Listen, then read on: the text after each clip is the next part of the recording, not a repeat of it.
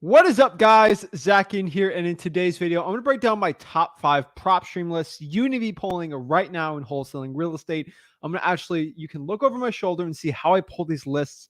I'm also going to break down the perfect criteria for all these lists.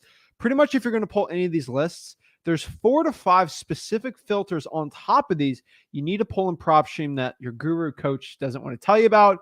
And this is something that I do that could easily just probably increase the quality of your list by about 25 to 30%. We're going to share that all today. I'm going to break down everything you need to know about pulling the top Propstream lists. I'm going to be pulling them live here and ready to go. So let's get it going. Let's break it down and let's share everything about pulling the right Propstream lists. Before we get into it, do me a big favor and smash that like button, hit that subscribe button, comment below your questions, and we're here to help you about the entire wholesaling real estate process. We are live. We're ready to go. So if you're ready to go, ready to get jacked, excited to learn wholesaling real estate, without further ado, let's pump it up. Cue the intro. Woo!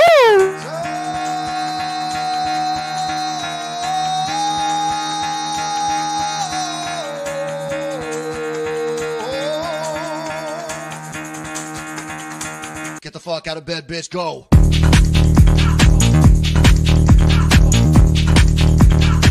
Get up, again, they got go.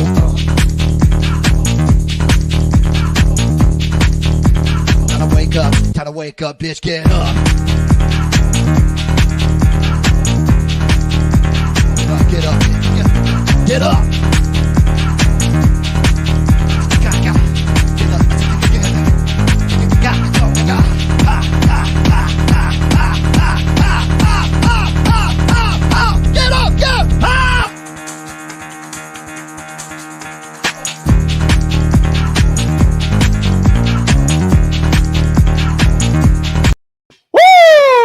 I love it, guys. That always jacks me up. That always gets me super excited to learn wholesaling real estate and just gets me excited about the entire process. So without further ado, let's kind of break it down. Let's get into the nitty gritty here of my top 5 Propstream lists you guys need to start pulling today. I'm excited for this one. We're going to break it all down. Let me know where everyone is coming from and let's talk about it. So let's get into it. So if you want to know what Propstream is, basically what I call this listrei.com, all this stuff. Listrei.com below is the link to actually get a 7-day free trial and actually try it out, pull some lists and learn how to do it. Propstream is basically a software where you can pull lead lists. Now, everyone knows my favorite lists are trying for dollars and government type lists that you get absolutely for free that I teach at freewholesaling.com. Now, this is a software you can pull additional lists that you can't really do from government lists. These are what I call paid lists, and you can try it out for free. That's what I always recommend for everybody. But we're going to be talking about Propstream exclusively today and how it all works. I'm going to show you inside of it and see if it's something that's good or not for you. So let's kind of break down some of my favorite lists on here for you to use. Remember, just listrei.com if you want to get a free trial and try it out. So let's talk about these lists. Now, there's a multitude of lists that you can be pulling that you don't actually have to. They're technically free if you use the trial, which is pretty cool. But these are lists that you can't get from the government. So let's kind of talk about number 5 here. This is probably one of my favorite lists out here. I'm going to show you how to pull it. I'm going to show you inside the software and everything like that. But let's just kind of break down number 1. Number 1 is vacants. And what is a vacant? So we got to understand what a vacant list is because there's a lot of beginners out here that actually don't understand it or don't know. Now, a vacant list is basically a list from the United States Postal Service. I've been in this real estate wholesaling game for over 5 years. Rick's over 20 plus years. And the only way you could, before Propstream or Batch or any other services out here, that you could actually get a list like this was you actually had to go to the United States Postal Service. And the United States Postal Service has a vacant list. And basically that list is when they're, driving around, delivering mail, which we love, right? They'll actually go open the mailbox. And if you're not picking up your mail after I think 8 or 9, I think it's 10 days. I want to know the official, any postal workers in the chat. I'd love to get corrected on this, but pretty sure after 10 days, if you don't collect your mail, they assume that, hey, this person just isn't picking up their mail anymore. Why am I going to waste my time, waste their resources? And there's obviously no one living in the house. It's shocking. There's a ton of real estate out here, which I didn't know before I get into wholesaling, that just pieces of real estate that just sit there. They just sit there vacant, sitting there abandoned. They just sit there for years. People pay taxes on it. It's absolutely ridiculous. But it's insane. So they put like usually a green slip, just says vacant on it, and they take all the mail out, they put vacant on there.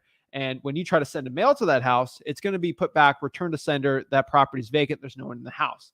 Actually makes it pretty efficient. It actually gives you a heads up. No one's at the house. Pretty cool, right? But the problem is the only way to get that list, it was actually a very, very secretive list for years and years and years. The only way to get that list is if you're a 501c3 nonprofit, which no one's pretty much a nonprofit, right? So the only way to get that list was if you're a nonprofit. Some places out here became nonprofits, started selling the data, that got in trouble, and then some software engineer type people learned how to get that. So pretty much Propstream did it first. One guy did it first, and then Propstream pretty much did it on a mass scale, and then Batch Leads kind of got it too, and they got other like secondary data providers to help them out with it. So now pretty much every service can get the vacant list. The one thing I want you to understand, this is why I'm taking my time when I talk about these lists, because you need to be educated on this. No guru, coach, educator, wholesaling actually breaks down. They just tell you to pull the list and like a quick synopsis of it. Vacant. People aren't living in the house. Pull it, right? You got to understand what the data really is. Because I always get asked, like, should I use this service for the vacants? Pretty much any service that's getting the USPS vacant data, the same. They're getting it from the United States Postal Service. So like, there's going to be no secret place where the vacants are better than the others. They pretty much update pretty much every week. Some of them monthly, some municipalities with the USPS, but pretty much monthly. They're all going to be updated very fast, very efficient, very good. So the vacant's actually a very good list to be pulling. So let's go into Propstream and kind of show you exactly how to pull it the right way. There's plenty of ways to do that. So let's pull this up here. So we are in Propstream. Let's go log in. And let me kind of show you what it looks like here. All right, let it load for a second. So basically, it's really advantageous for you to go be going after these properties because obviously nobody is living in the house, right? It's pretty cool because no one's living in the house. That means the person probably just might want to get rid of it. They got to pay taxes on it. Seems kind of annoying, right? They don't want to deal with it.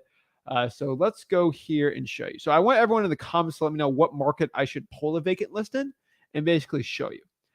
So I'm just going to do Lynchburg, Virginia. I don't know why. I had that on my quick list thing. I think I was looking at a property there for like a vacant deal. I was underwriting something. So this is Lynchburg, Virginia. I think I was talking to somebody. All right. So Lynchburg, Virginia, like if I'm going to pull the vacants, guys, if you want to learn the entire software breakdown, just go to freewholesaling.com.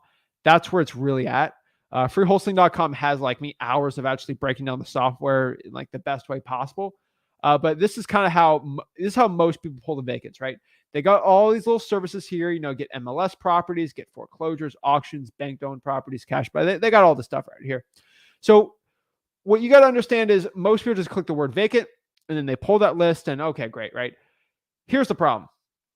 Most gurus, coaches, whatever you want to call them, unfortunately, it's bad because they just pulled this list and then they come to me and say vacants suck. They're the worst thing in the world, Zach. You're the worst at teaching this. And the truth is, this is not how to pull the vacants. This is like, think of everything your grandma told you about vacants, your guru, your whatever. That is not the correct way to pull vacant properties. The right way to pull vacant properties is actually doing something a little different. And let me show you. There is 5 key criteria. I'm just going to say it right now. Let me pull it up and see the official. What is it? 1, 2, 3. There's 4 key criterias on every Propstream list. For most of them, you should be pretty much adding on top of the vacant. So I'm going to reveal them right now. I was going to do it at the end, but I want to do it right now just in case someone's got to be somewhere. We're going to break it all down. So the 4 main criteria you need to add on top of the vacants and any other ones I say today are going to be this. This is what I recommend for like as of right now today. This is what you're going to have to do. You need to add on top of every list at minimum 55% equity, 3 years ownership minimum, has to be pretty much under the median home price, and then add non-MLS properties. The only one that has leeway is the median home price. I personally, because I do a lot of marketing, I'm about 25% above the median home price and below. But I think for most wholesalers, I'm pretty sure you should stay below the median home price. Unless you were spending tens of thousands a month in marketing like me, I would probably stay away from it. I have a problem of getting enough leads to text blast in my local market, so I have to do that. So just understand, most of your deals are going to come through these type of criteria. Everyone's going to fight me on this. They get super upset when I say this, right? But the truth is, this right here is going to help you so much on all of your lists. I've cut through. I'm able to basically pull less lists and get more deals by pulling this criteria out. So we're going to talk about a little more. Let's go back to vacants and let's kind of break down a little more about this. So if I'm going to pull the list, right, I'm going to go back here to clear all. And yes, I know this is confusing. I completely get like, Zach, I'm going too fast. I get it for a lot of people out here that I think I'm going a little too fast. If you want the complete breakdown of Propstream A to Z, I do have it at freewholesaling.com. No, I do not have a 5-hour live webinar on the entire. I could probably do 10 hours of just Propstream. Okay, it's too much. There's so much in like one day to break it down, but you can do it a really quick way. You can kind of get the results like now. So let's break down. Let's see who posted. I'm going to do another market too because I did do.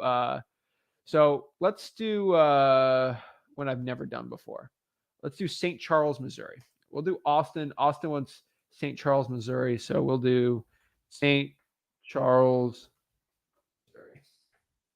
So St. Charles, Missouri is a city, pretty big. Where's this outside of? Outside of St. Louis. So a little suburb in St. Louis, not bad. So pretty decent population outside the Illinois border. So not bad. So let's do our criterias on here and sort of show me. Let me know, guys, in the comments or on the one-on-ones. I'll pull any list with you on the one-on-ones. If I'm going too fast, if I made anything complicated, I'm here for the next couple hours to break down everything. I'm telling you guys, everything you need to know. So if I did not explain something, please comment it. I'm here to help everyone. Just FYI, this is why you're watching the replay. You have to hop on the lives and ask the questions. So if there's something I said that was confusing, I can actually help you right now. So the first article of business is we're going to go to the filter tab right here. And we're going to start filtering this down a little more.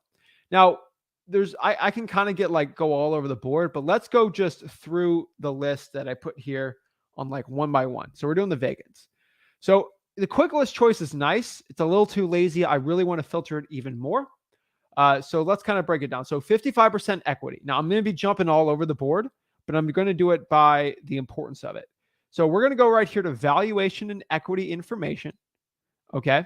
Yeah, let's just do that. So let's do the equity first. There's a lot going on here. Okay. I get it. Right. So there's a lot of it. So there's equity dollars. So how much equity in money and equity percentage, it's all in there. But what we're going to be looking right now is estimated equity. Estimated equity is the percentage. So if somebody has a property, it's worth $100,000 and they owe $50,000 in a mortgage, they'll have $50,000 left. Let's do 60,000. So the numbers are different. Let's say the person has $40,000 they owe on a house that's worth 100. 100,000 minus the 40,000 they owe is $60,000. Now, $60,000 divided by the value of the house is 60%. That means there's 60% equity in the house. So what we're going to do is we're going to break down the equity. So that's 60% equity. So what I'm going to go here is max equity or minimum. I'm going to do minimum equity and put 55 for 55%. We went from 32,550. And so we're going to go out here. Oh, I got to click vacant also. So let's clear out. Let's do this one last time. Let's go to St. Charles. I'm going to click vacant right here. My bad. I should have done that first. And then what I'm going to go do here is go to filter. We're going to go to valuation equity. Minimum 55. Okay. Now we're at 364. So the next part here is 3 years ownership. So I don't want to cover myself, so I'm going to hide it here. Now, ownership. Ownership is going to be an ownership information, not valuation. So we're going to click this right here and just get out of it. And we're going to go to ownership information. What's going to pop up here is basically there's a lot of filtering in here. There's like a ton of it. So we're just going to go a little slower into everything. So I'm going to go here to years of ownership. The minimum, I want the person to own the property for at least 3 years. If they owned it under 3 years, a lot less. I've done 5,000 text blasts. I've cold called a list of 10,000 plus.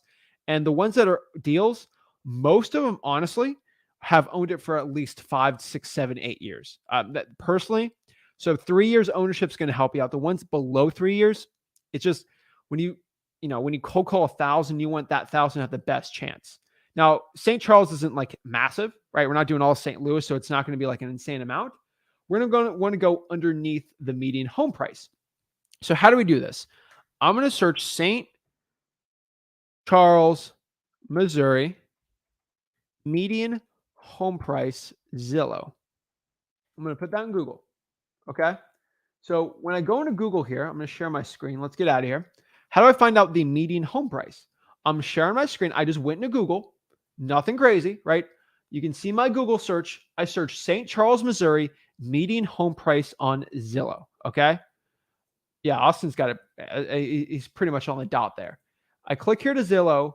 It's going to tell me that the median home price is 291,392, pretty much 300,000. Okay. So just like I get this question asked all the time. I'm going very slow here because I get asked, Zach, how did I figure out the home values? Zillow has their home value index 291,000. So we're going to do 292 to be safe. Okay. We're going to be safe here. So now I want to be under 292,000. Now, if I'm going to do it personally, I'm probably going to do 365 or below. If me personally, I do a lot more marketing, so I'm going to be 25% above that for starting out on the list. Let's be below $292,000. So let me share my screen here and show you. So we are right here into Propstream and get a little bigger. So we're going to go back here to valuation and equity information because then it's got that in there. Now, let me get rid of my screen here. All right. Now you can see here, you have estimated value. This is where we want to be. I want to max the estimated value at $292,000. Okay. Now that puts that 179. So if I don't put that on there, so it goes from 286 to that. That's not bad. So $292,000 and you're at 179. That's pretty good, right? I'm going to click vacant here. Doesn't really do anything because the property list, quick list choice is already on vacant. So now we're at 179,000. Now, where's the next part here? The last part is making sure the property is non-MLS, which is not on the MLS. So I'm going to go back here. I'm going to go back to filter. You see here on my search, some of my criteria is basically already on here. And what I'm going to do here is just go to property characteristics, which doesn't have MLS on it. So I'm going to MLS status. And basically what it has is listing types, for sale, whatever. I don't want a property that's listed with a realtor. I'm going after off-market real estate. So on this list of 179,000, I'm going to click no on market. That got rid of 2, which is fine. Not a lot, right? Not a lot of these vacant houses are basically on market, which is fine. So now we have 177,000. Not bad, guys. So pretty much that's good to go to market. There's some other tips I would probably do. Like for me personally, because I like this, like I'm kind of a nerd. I'm going to go to property characteristics and I'm just going to do single family, multifamily, and 5 if you want to skip condos. And you want to keep it there. You don't want to do any other agricultural stuff like that. I personally just do these 4. I don't care about the horticulture or the appliance stores or the commercial, right? I like single family condos or multifamily. Those are the top 4 because those are the most pretty much searched ones. So I'll add that one on there. You don't have to, right? So like if I get rid of this filter, right, we're at like 177. So like I click commercial, that commercial property would have been on my list. No office. Let's see. So there's going to be exempt properties on there, like religious and church worship sites, vacant land too, right? You can do vacant, but I'm just going to use residential, honestly, and keep single family right here. I like that. The apartments, you can if you want to add them in, right? Or condos, but I haven't found a lot of good wholesaling with apartments. But you could add apartments if you really wanted to, or generic boarding houses, patio homes, probably not. The only thing I'd add also on top of this too is mobile homes. I love mobile homes if the land is owned underneath it. I would add triplexes, townhouses if you really want to too. Pretty much outside of this, I'm not a big fan of it. Quadplexes, yes. Just going through that's probably the right list for me. The reason why I pull this, I'm letting everybody know, because you don't want to waste your time pulling these lists. So I'm getting asked, is 177 a very small list? It's small because it's St. Charles, Missouri. Okay, let's do this list really quick in Houston. All right, let's see. do Harris County. You're only saying it's small because you see it from here. So I'll do Harris County, Texas. That same list in Harris County would be 7,000. Okay. So Cobblebat is 7,000 less small, right? The difference is the market. Vacants aren't a small list. It's depending on your market, right? So in St. Charles, Missouri, of course, it's a small list. But in Houston, that's 7,000. Okay. It is just FYI, like Cook County in Illinois, that's going to be, let it load. That's going to be 11,000, that list. Okay. So you just got to understand it's all over the board. It depends on the population. Okay. So that is basically pretty much what you want to do on there. Now, the last part, let's go back to St. Charles.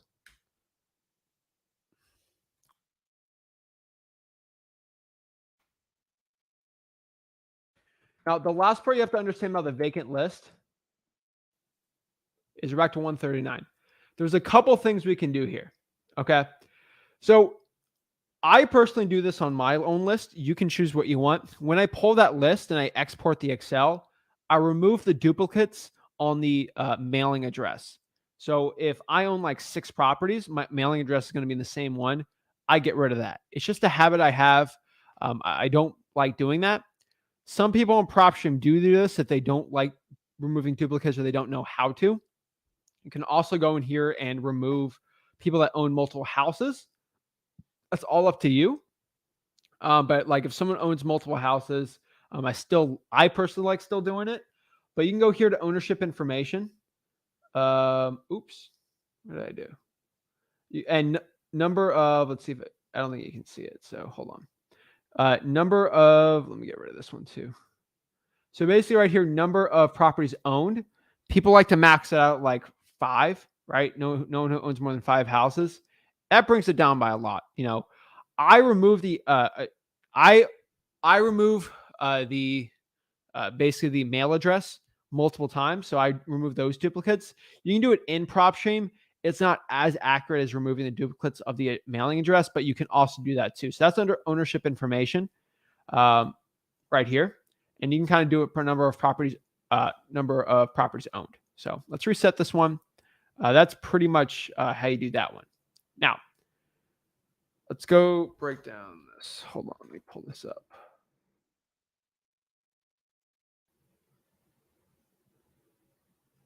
All right. Boom. All right. So we're popping this up here. All right. So the next list here. So that's basically how you pull vacant. Let me know if you have any questions on that. And let's go. So I'm going to answer some interesting questions here. So let's see. Cool.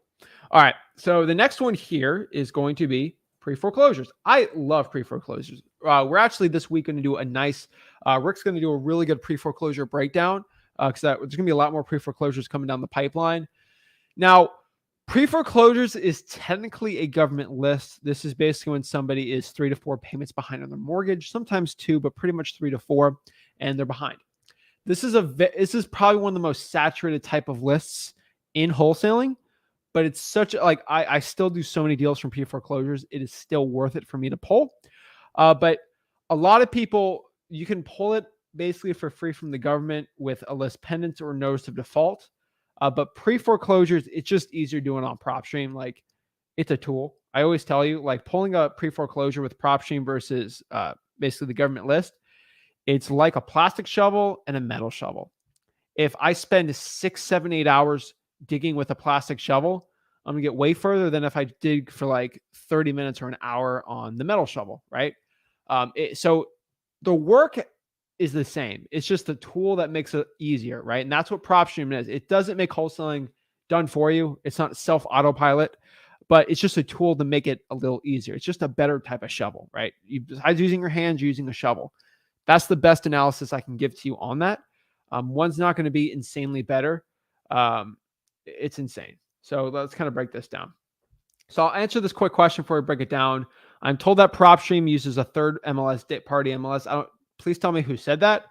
After talking to everyone at Propstream, they get it right from the MLS. So FYI. They have a rule with the comps though, but basically they have to be 99%. They have to be 1% off on all the comps for them to be able to post the actual numbers. So pretty much how Propstream works with MLS comps, because I get that question asked a lot, and I'll break it down a little more. But basically, if a comp sold for $100,000 in Texas and non-disclosure state, they have to tell you that it sold for $99,000 basically, or $101,000. They have to be 1% off. Because the MLS won't allow them to do the official one, but only to an estimate. So they have to be 1% off with it. Pretty much it's very, very similar to the way a lot of other services do it. So just FYI on that one, I get asked all that question. You got to let me know who it is. Let's see. I'm torn between this service and this service. I know what service you're talking about. I'll talk about it. I found Propstream as the best data, and they have hundreds of millions of dollars behind them. So they get the best data out there. They have the most money behind them, and that's why I always recommend it, because they have the most R&D, research and development. I mean, Batch Lead spends millions of dollars in R&D. Propstream does. Propstream comes with a free Drying for Dollars app. It's better than ever. Propstream is the largest software service. They have the most money for research and development, which means they get the best lists. That's pretty much how they do it. So I get asked, why don't you use this small little list pulling service? Because they're not getting the best data. Just FYI for me. Now, let's kind of break down here the next one, the pre-foreclosure. So let's get into how to pull the pre-foreclosure. So we're doing the full pre-foreclosure breakdown on Friday with Rick, how to talk to sellers in pre-foreclosure, all this stuff. You guys, before we actually kind of break this down, I want you to understand this. This is very, very important. You can pull a pre-foreclosure, but you got to understand how pre-foreclosures work before you start marketing to these sellers. So what you need to do is FYI, before you start pulling, you have to understand how the process works, because there is a process. It's at freewholesaling.com, FREE wholesaling.com. That's my whole pre-foreclosure breakdown. I'm going to ask on a one-on-one, how do I do pre-foreclosures? I'm going to tell you, go to freewholesaling.com. That's where it's at. So let me know in the comments what market I should be pulling in next. So some stuff I'm going to I can't break it down today on this, but Propstream, you can actually have a website. You can make your own website with Propstream. If you guys really want, I'll break down. Propstream also comes with Blue Hammer, which I think is like, I don't know, $5 a month, which they give for free. ListRA.com is the same as Propstream. What I want you guys to understand though is someone getting asked here. We'll do Oakland. That's the first one I see. So we'll do Oakland. I think Oakland's doing pre-foreclosures. California is always weird with their stuff, but we'll pop it up. Jaden, I see Jaden in the comment. Jaden, you are not posting in the cash buyers group. You're doing it in the regular group. So just make sure you do it the right way, because it actually isn't popping up. Oakland's weird with that. So we're going to do another one, because California is kind of all over the board. But let me know if you guys need help with the Blue Hammer thing. I'll do Oakland though really quick, and then we'll do another market for pre-foreclosures. I'm going to click pre-foreclosures here. So Propstream does, FYI for everyone, they have a repair estimate tool that's pretty much it's basically an estimate calculator that's free. So you can pop them, it needs a new flooring, needs this, with the square footage, it'll give you a cool estimate. So yeah, let's see here. So we have pre-foreclosure. So I'm going to go here to filter. Let's look at the median home price in Oakland. The median home price in Oakland, which is probably going to be a stupid amount. I'm guessing what, 720? Nope, that's Palm Springs.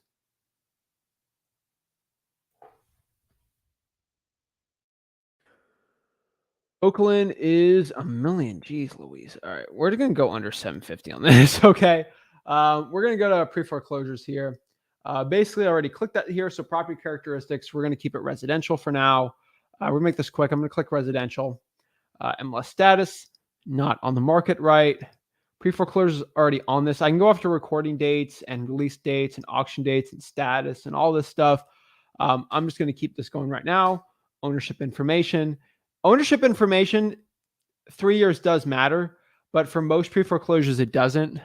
For this one, it's going to affect it a little. I personally, I don't care about years of ownership too much on pre-foreclosures. But yeah, so we're going to keep that here. We got liens on here. I don't really care if it's got liens. The valuation, probably max out 750 because we're in Oakland, which is a stupid, crazy market. And we're going to look here on the equity. Equity on here, probably going to just keep it at 55. I really like when there is some equity on these. And yeah, years of ownership on there. That's pretty much how I would pull it. Let me get it one more look here. Make sure we're good. Because I know it's shocking. I'm not perfect. So sometimes I mess up, which that means I pull this like twice or 3 times just to make sure. I would keep ownership information blank on this one. Then you got like 45. It's not a lot versus where I have Olivier who wants to do Manatee County.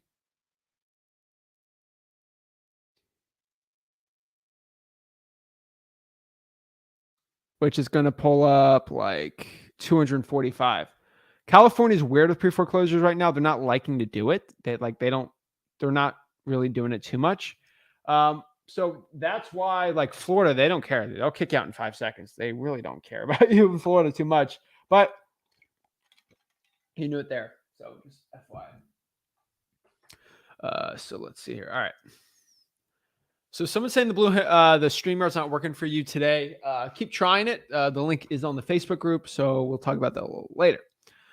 So that is how you pull the pre-foreclosures. Telling you, it's a great list. Definitely want to recommend. So let's get into the next one here.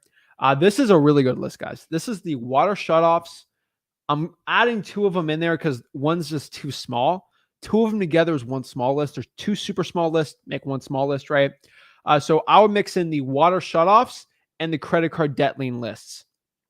No one, the guru, ever tells you how to pull these type of lists on there. I'm telling you, it works. No one really talks about this. So let me break this down.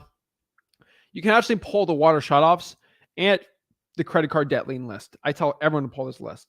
These are lists you get for government lists, but they're really hard to pull and they're really time intensive and they cost some money if you're going to have a VA do it, or very time intensive for you.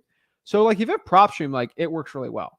For most virtual markets, I'm legit just pretty much mostly pulling my credit card debt lien list off of Propstream just because I'm doing such high volume. It's not really worth it for me.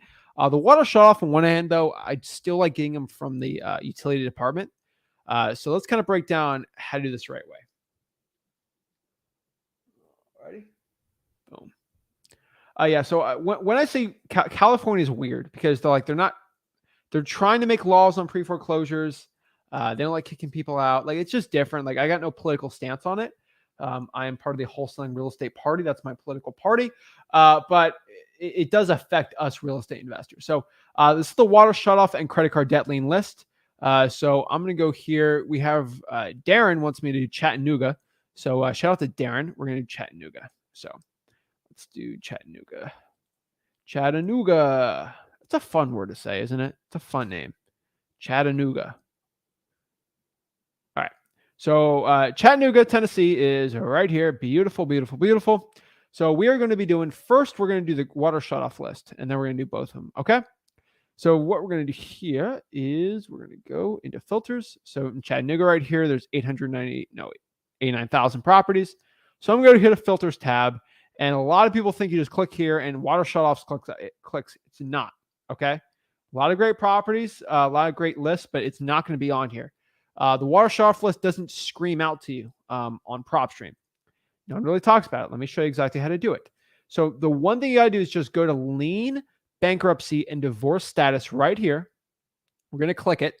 And then what we're going to do is there's all these other ones here. You can go after something has a lien on it. If it doesn't, like if I really just want to get liens, I'm just going to click has an active lien. And then I have all these houses with liens. That's actually a really good list. Like that's definitely, it didn't make it on this because I want to get a little more niche. But this is a really good list. Like liens are really good. Now I get rid of that. I can go after specific liens, which I think is a little better. So I can go after tax liens, HOA liens. I'm going to skip mechanic liens. I don't like mechanic liens. So what I'm going to tell you right here is what's the water shutoff? It's a utility lien. That's it. Now, some markets don't have the utility lien list on them. Some have the credit card debt lien list. So, for example, this one right here is the other category. This is going to have the credit card debt lien list. Some places, the API on Propstream batch, if you use like Privy or something, sometimes they don't pop this up. Some lists actually don't have the utility. I'm pretty sure, to my knowledge, someone can correct me, I'm pretty sure you can only get the water shutoffs in Propstream. So Chattanooga doesn't have it. We're going to go back here. We're going to try St. Charles. St. Charles have it? Some markets have them. If they do, use them. If they don't, no. So okay. So St. Charles has it right here. So we're going back to St. Charles. Utility lien is a weird one because if the utility company doesn't pop up the way Propstream does it, it's not going to pop up. But again, Propstream is the only service that really does that. So for example, dump the tea with flipping DG. Tell me what market you're in. Let's pull the water shut off in that market and I'll show you. He said, my utility department in Pennsylvania told me I had to file a right to know at request. I got denied. I told him that was for info from school. So dump the tea with flipping DigiGen. Let me know what county you're in. Tell me your county, and we're going to pop the water shut off list on there. Heck, if anybody on here can't get the credit card debt lien list or they can't get their water shut offs, you let me know in the comments. We'll pull it together on Propstream so I can show you how to do it the right way. Let me know in the comments if that is working or not for you. So we'll go back here to St. Charles. Credit card debt lien list, though, we're going to get rid of this one, is going to be the other category. Not every one of these is going to be a credit card debt lien list, but it's actually the closest thing you could do, pretty much. So this is pretty much very close. Some aren't. I'll go here. This lien is from the Clean Energy District. So where's the Clean Energy District?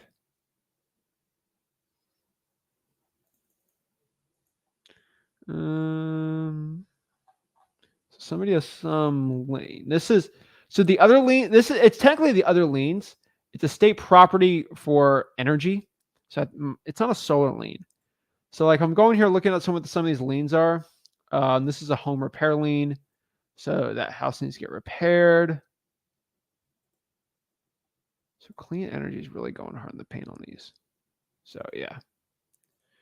So some of these are, some of them aren't, but that's a good one too. I'll also add on the other and then utility lien list.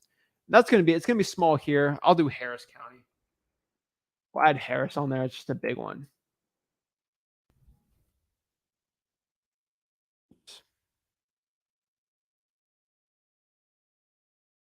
Remember, guys, this like not all these lists are perfect, but like heck, I went to in Houston, it's like 13,000, which is stupid.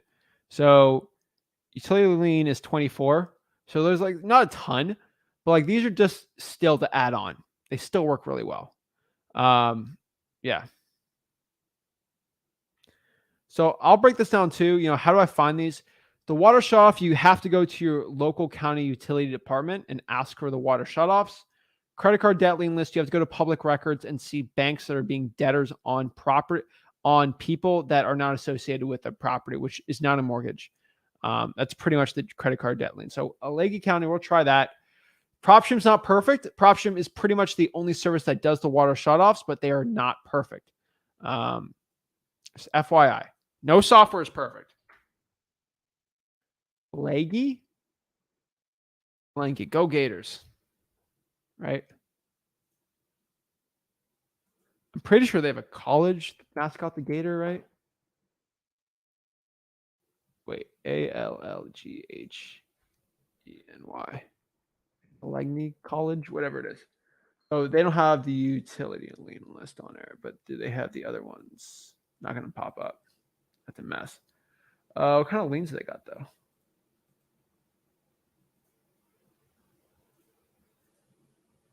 $78 properties. Whoa, you got a tiny place, buddy. Jeez. So yeah, the water shutoff's not popping up on that one. So Olivier says, can we make a video about credit card debt? Yeah, I will. If maybe after today, I can actually do it at the end of this live here. So quick question too, and we're going to get back into it. You're still doing the one-on-ones? Yes, we're still doing the one-on-ones. One thing I can tell you too about the pre-foreclosures, I would definitely do reverse drawing for dollars. So perfect. Alrighty. Boom. All right. Next here is pre-probates. So pre-probate's gonna good list. So what is a pre-probate? A pre-probate. So you got to understand what a probate is, and you got to understand what a pre-probate is. There is two big differences here. Now, a probate is basically the court process of basically the heirs of the it's basically the legal process of what to do with property when someone passes away. I know the lawyers are crying right now. My definition of it, I'm not a lawyer, CPA, financial advisor, any of that stuff. This is not legal definitions, okay? But basically, how probate works is if, saying this sweetly, if grandpa passes away, the father, so your father, so let's say someone's father passes away, the son or daughter is pretty much going to get the heir to the property. They have a will. It says, I give all my assets to my son and daughter, like whatever, 50-50, sister, brother, right? So basically you have to go through a whole court process. And when someone passes away and the list pops up that, Mr. Smith dies, so brother Smith and then sister Smith are heirs to the property. You cold call basically the brother and sister, see if they want to sell their vacant house that's sitting states away. They just want to get rid of it. It's been sitting there and it's a really good wholesaling deal, right? So basically, for it to be on a probate list, it has to go through an official court process. The cool part about pre-probates, which is that cool? I don't know. But pre-probate, the way it is, basically, all Propstream does, which no service outside of Propstream does a pre-probate. So like everyone's like, this service, guys, the reason why I like Propstream for a lot of people starting out is because they have the list that no one else really has, because they spend a bunch of money on R&D, research and development, that they can't. So what Propstream does, which mind-blowing to me, they pull all the owners in the United States, people that own houses, which huge list. And then they have an API basically on death records. So if you own a house, so we see a Sally Sue, who's 94 years old, that lives in Florida, say she lives in Miami, and she pops up from the Miami Health Department on official death record, right? She died last week, right? Sad. My heart goes out, but fortunately, when there's life, there's death, right? For everyone that's born, someone passes away, right? There's more people being born pass away now, but you get the gist. Basically, what Propstream does is it'll pop up the list and say, hey, Sally Sue here owns this $340,000 valued house in Miami. And it looks like she just died from the death records, because the death records in Miami, that's the name, pretty sure they're associated. It's not 100% accurate, but it's very fast. Now, with this type of property, let's say that there's a son and daughter, for that to pop up on the probate list, it might take 3, 4, 5 months. The pre-probate list pretty much hops on right when the death record's there, which like what, a week, 2 weeks, right? Like you get in front of the probate 3 months ahead of everyone else. And unfortunately, realtors and lazy wholesalers just do the probates. They don't do pre-probates, which means you get ahead of all those wholesalers and realtors 3-4 months ahead, which is amazing. That's why I love the pre-probates. That's why I love Propstream, right? It works really well for us. So how do I pull this special list, right? I remember, guys, this is a newer list that they have. I found a lot of success with it. I've been doing it for over a year now. It is not perfect, okay? They're trying to guess when people die basically in real time. Very, very nice. Like it's huge, it's crazy. But you just got to understand, it's insane. So some places can't pull probates really well, so it'll pop up really nice. So let's break down. Let me know if anyone. Roger says can you pull this in Salt Lake County? So let's go here, share my screen, and pop it up. Now, sometimes in some counties, Propstream has a problem getting the death records from a county, and there might not be a lot on there. Some places, the death record's really easy. I'm pretty sure they spend a lot of time in Florida, in New York, because that's where all the old people are, apparently. But yeah, it's just a very efficient list. So let's go in here and pull it. So let's go to Salt Lake County.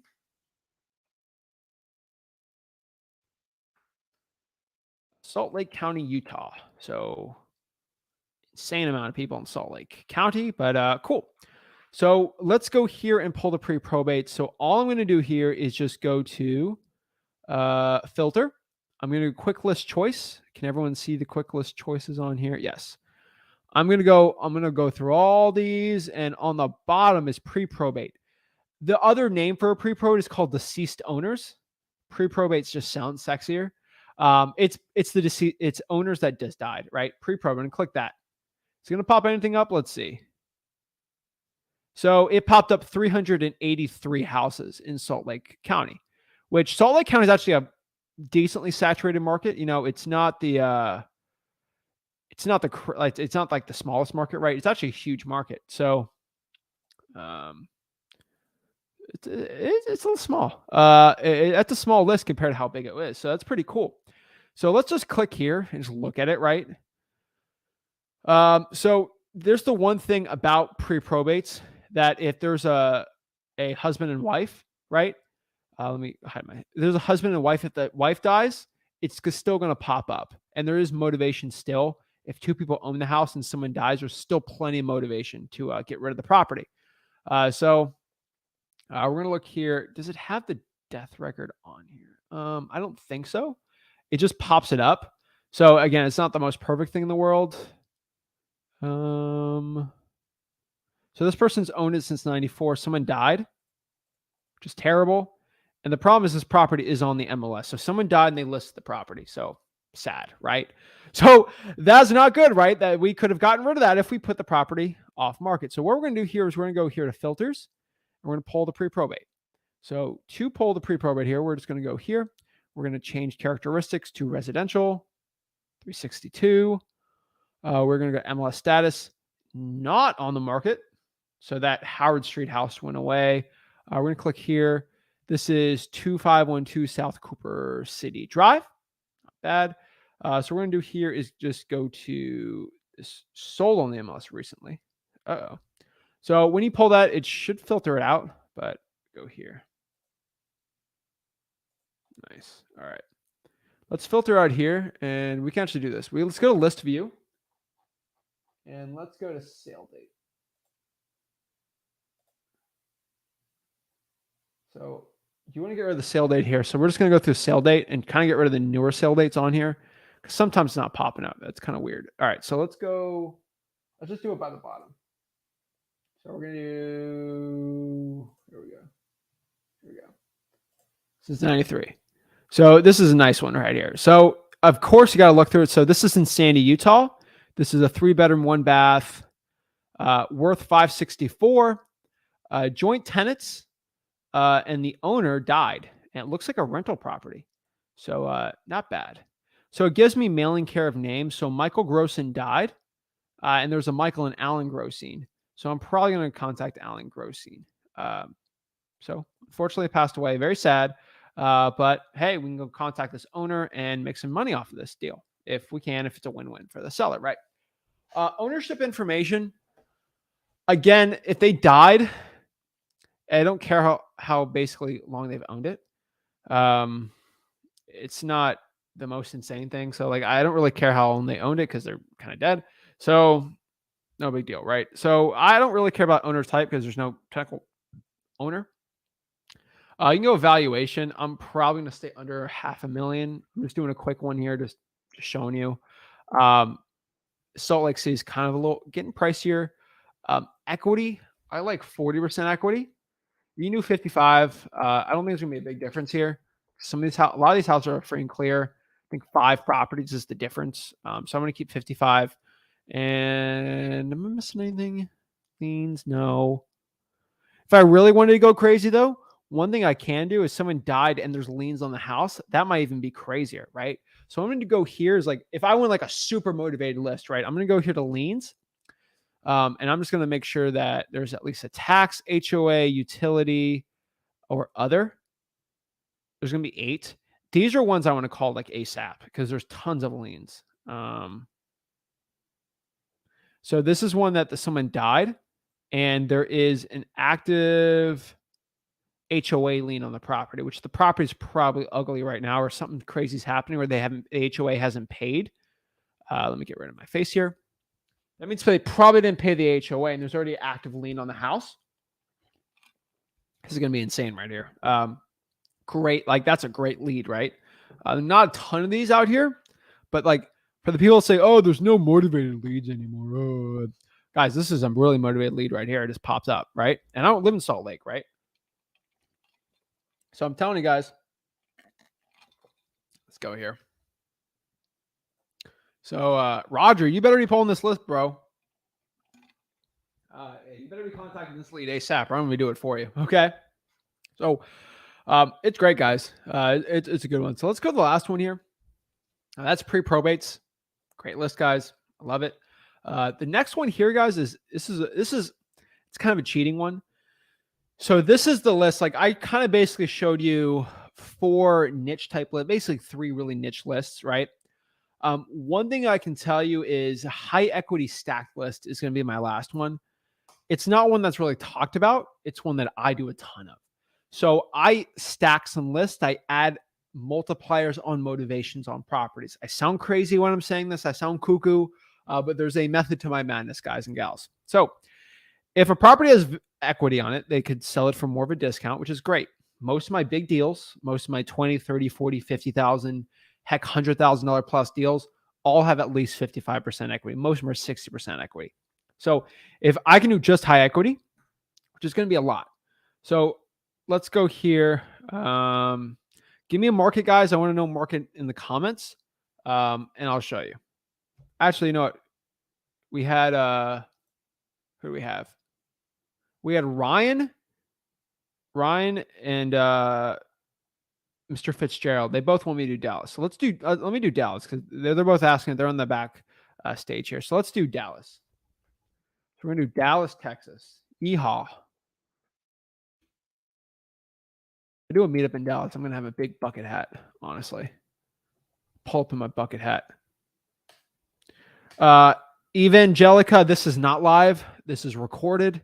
I recorded this video 4 months ago. Okay.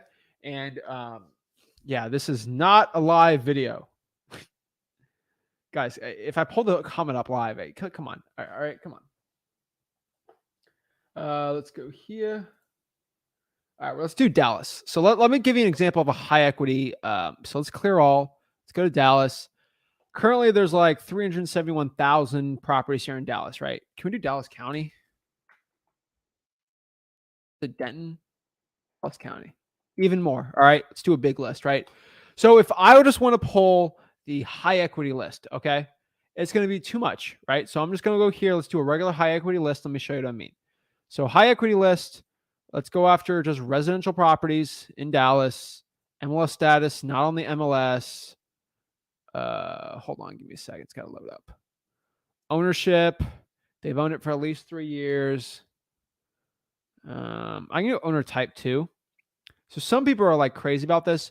If you really want to get rid of corporate, I would get rid of corporate. I'm not the biggest fan. I leave the corporates usually on because I've done a lot of deals on corporations, but you can keep them off if like you're a strickler for everything. And I'm just going to go to valuation. What's the Dallas County? Let's do Dallas County. Dallas County.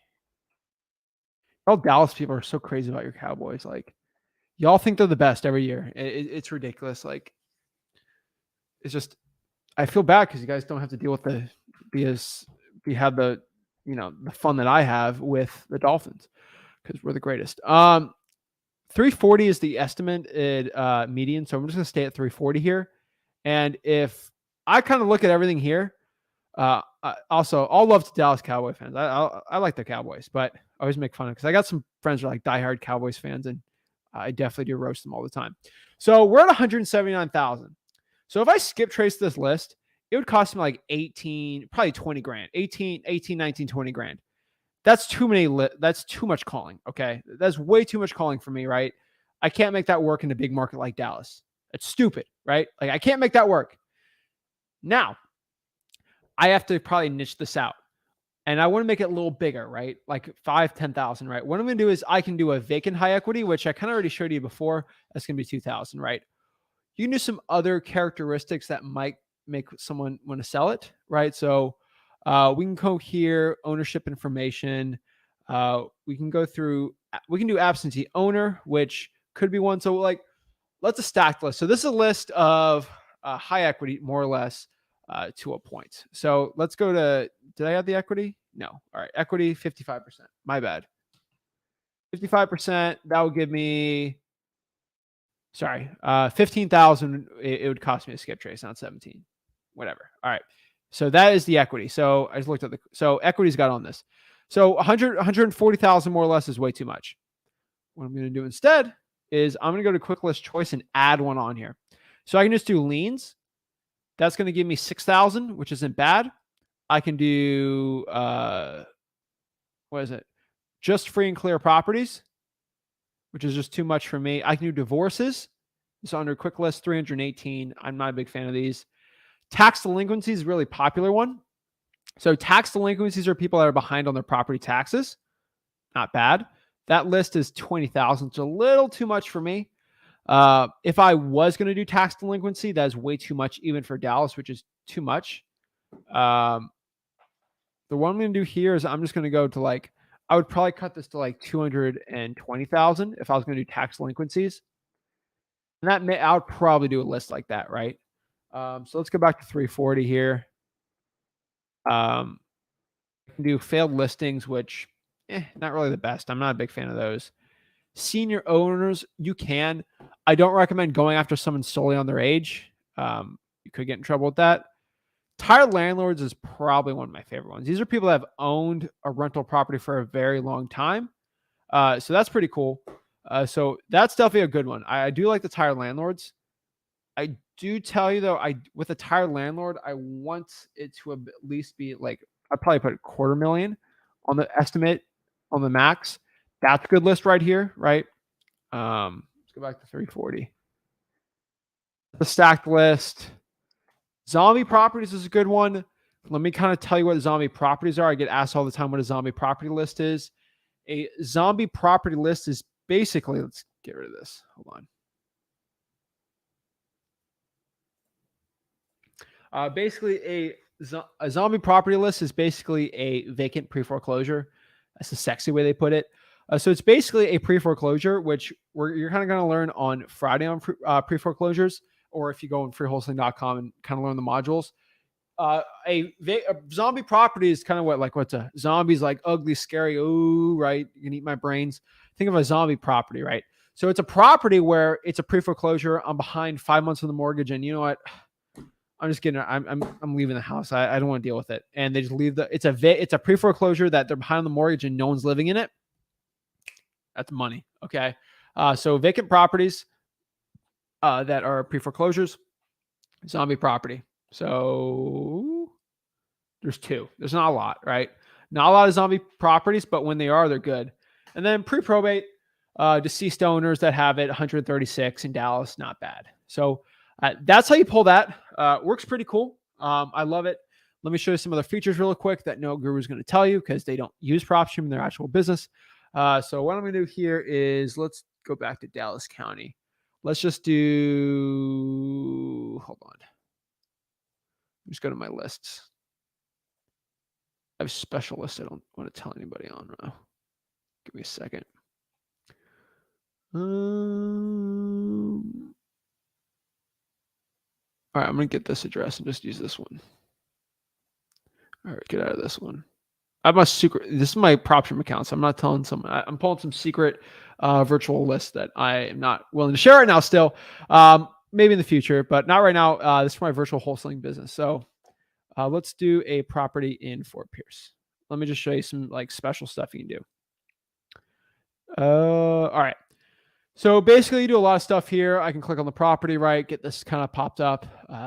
Decent house, you know. I have not wholesaled this house, so I'm just kind of breaking it down. So let me just show you like how to do. So there is a tool here nobody ever talks about. It drives me crazy. But let me kind of break down how to do rehabs with Propstream, listrea.com. There's a rehab calculator right here. Okay. So I'm going to get here is just information on the house, right? This is all stuff that you get from the property appraiser. There's no secret. Propstream, listrea.com gets this from the property appraiser. Okay. So you get buyers information, cash buyers. So I'm just gonna click Rehab Calculator. This does not pull up for you guys, huh? All right, let me go here. So when I click Rehab Calculator, it's gonna bring me to Blue Hammer, which is it's free with Propstream, but I think it costs $10 a month. I'm not completely sure. I know it costs a good amount of money. So it's going to pop up this property, right? It's a 1 story. You can basically open up in a home improvement calculator. You can make home reports on the property, right? It can give you material cost if like you're going to really, So home improvement, we're going to estimate new project costs. So we want the square feet. So we're going to go back here, look at the square footage. Square footage here is going to be, what's the square feet here? 711. Oh, thank heaven. All right. 711 square feet. You guys can see me, right? So let's look here. So basically I can kind of do like the structural quality if I really want to do it. I'm going to put basic. The conditions average. No fireplaces. It has central. No basement. Attached garage. It's got let's do flat ceiling. You can just do regular stuff here. Yes. Stucco, property, exterior siding. Fine. Right. Yeah. So we got some information here.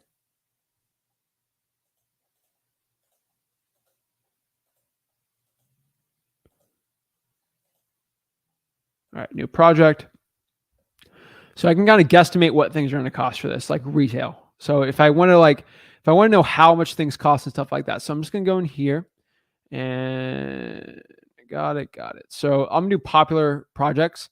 So if the property needs appliances, right? If it needs dishwasher, let's say it just needs washer dryers, right? Let's do a stackable, make it cheap, right? We're going to have good. Entire house, whatever. It's basically going to say that it's going to probably cost $1,500 if I do it myself, or pay $2,000 for a washer dryer, which is a tad high, but usually this is a little too like Blue Hammer is usually a tad high, but it gives you an understanding. Let's say I have to do flooring, right? Let's go next. If I wanted to put laminate on the property, right? If I want to replace on the whole house, make it economy, cheap. Living room, kitchen, nope, family room. Let's just do entire house. If I want to laminate the entire house, it's telling me it'll cost me 62 cents a square foot for prep, all this stuff. Hold on. Install new. So it's telling me more or less it'll be $3,000 to do the flooring on that type of house, which is kind of cool. So you can understand like rehab costs to an extent if you really want to break down what repair costs are, right? You have roofing, like small little handyman stuff. So like for the people that like want to get exact repair costs, like Blue Hammer is great. It's free with Propstream, which is cool, right? Let me show you cash buyers and then we'll get into some of the questions here. This isn't like a complete Propstream tutorial, just to make it a little simpler for you guys. So if I want to find cash buyers, someone asked that question here. Let me see.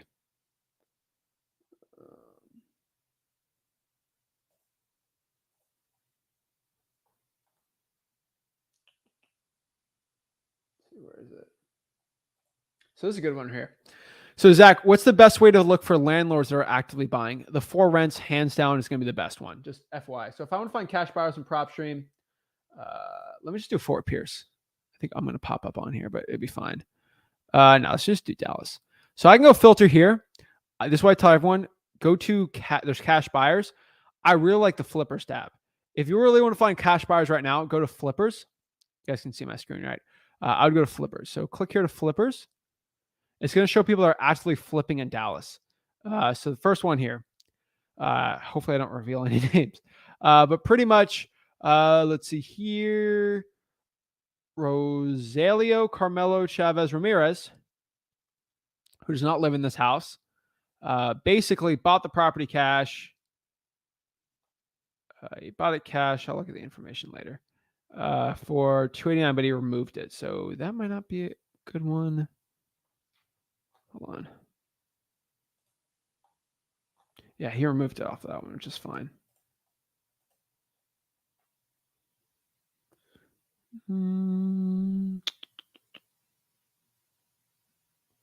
So he bought it for $280, and then he listed it on the MLS for $389.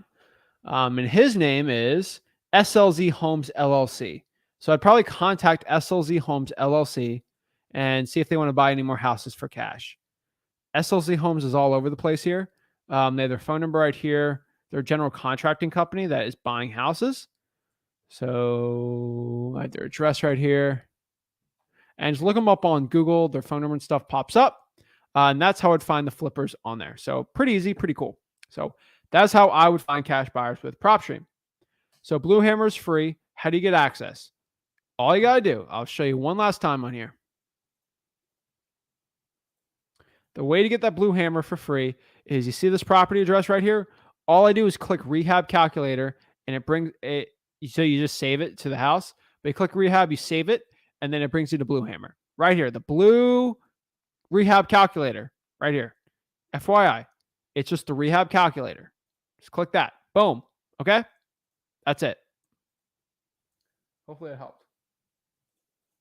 All right.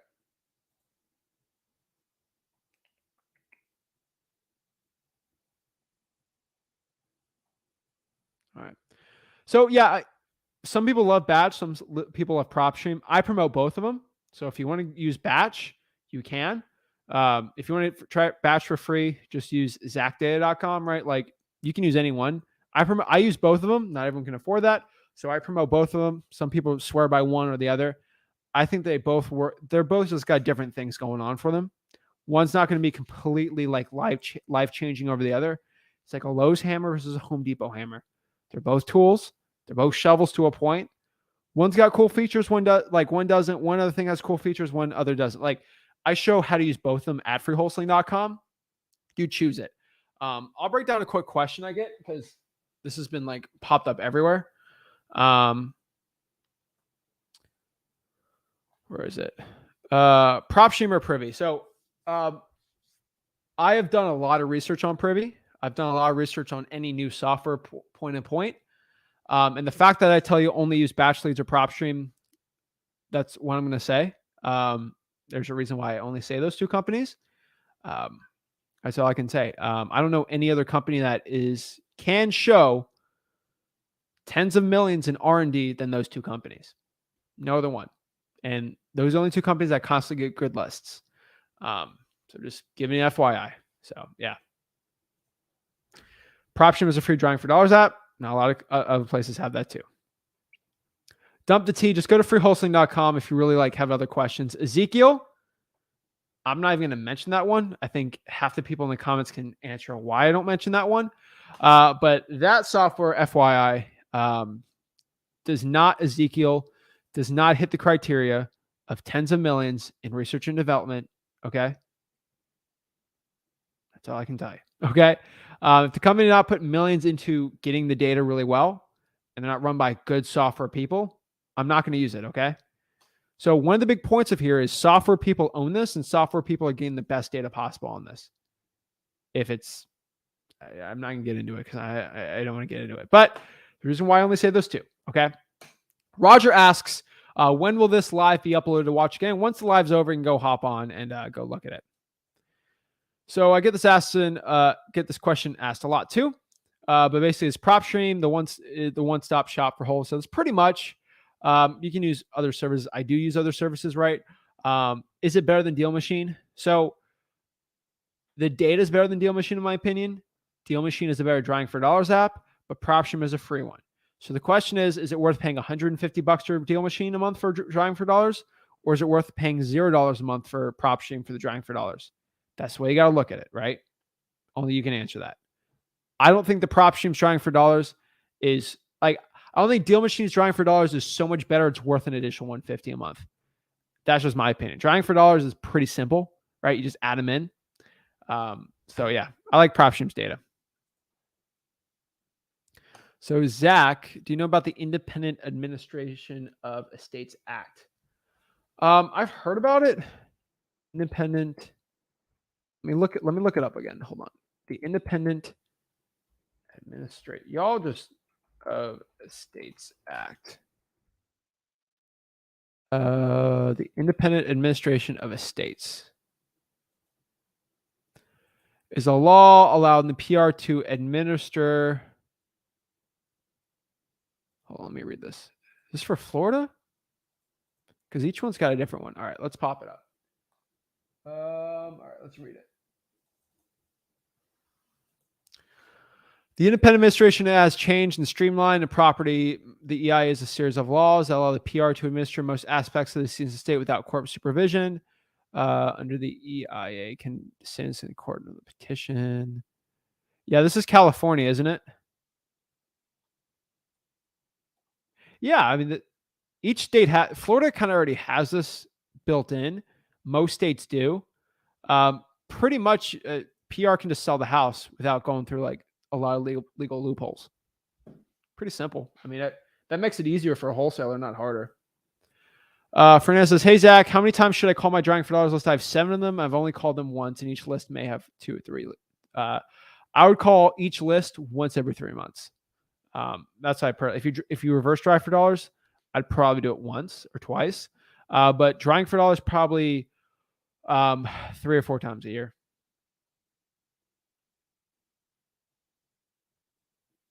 Let's see.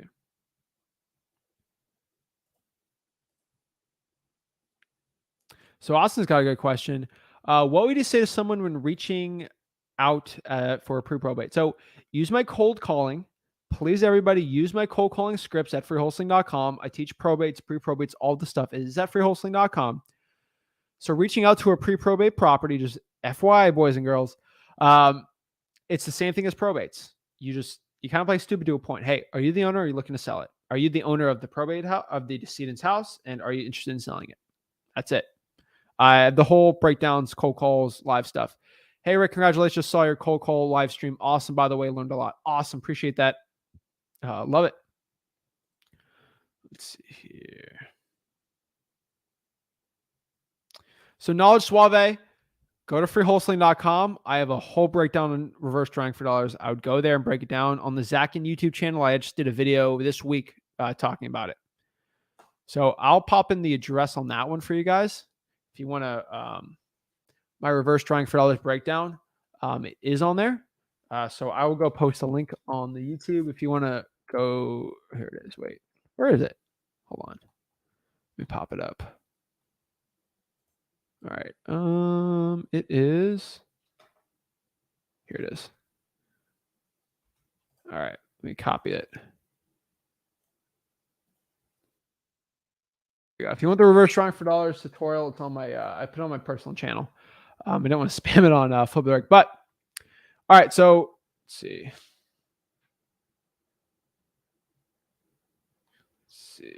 All right.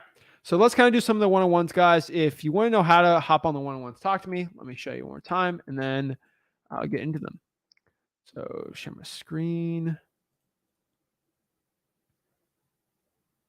So this is it. Wholesaling Houses for real. We hit 60,000 members, which is insane, guys. Thank you guys so much. Means the world to me. I really appreciate you putting your trust in me and Rick to help you guys out. Learn wholesaling. So pretty cool, guys. So how do you hop on and talk to us one-on-one? All you got to do is go here. Zach can share the link. Click that, and then it will show up how to join the streamer and actually how to watch this on YouTube. So I recommend everybody watching in Wholesaling Houses for real. We have actually a lot of people. I would definitely subscribe to the YouTube channel so you don't miss the stuff because we post on the weekends that won't be on the group. And then join here on the StreamYard to hop on and talk to me. So that is actually how you talk to me one-on-one for free. And without further ado, let's kind of talk. So let's pop this up.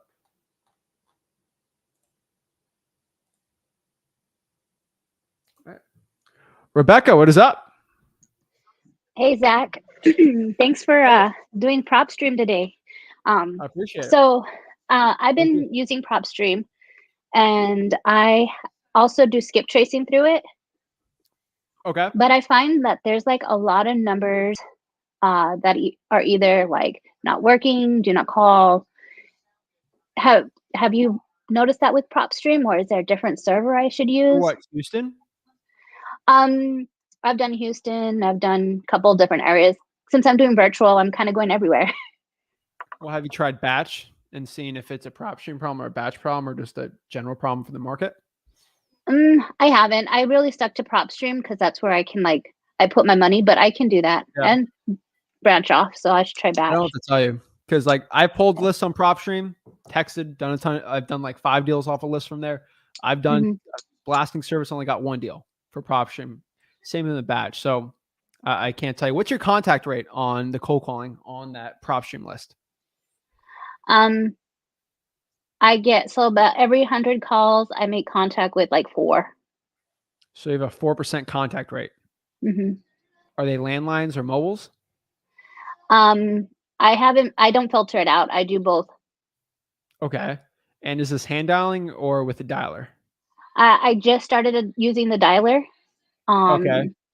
So I can do 150 calls on one line a day, is what they recommend.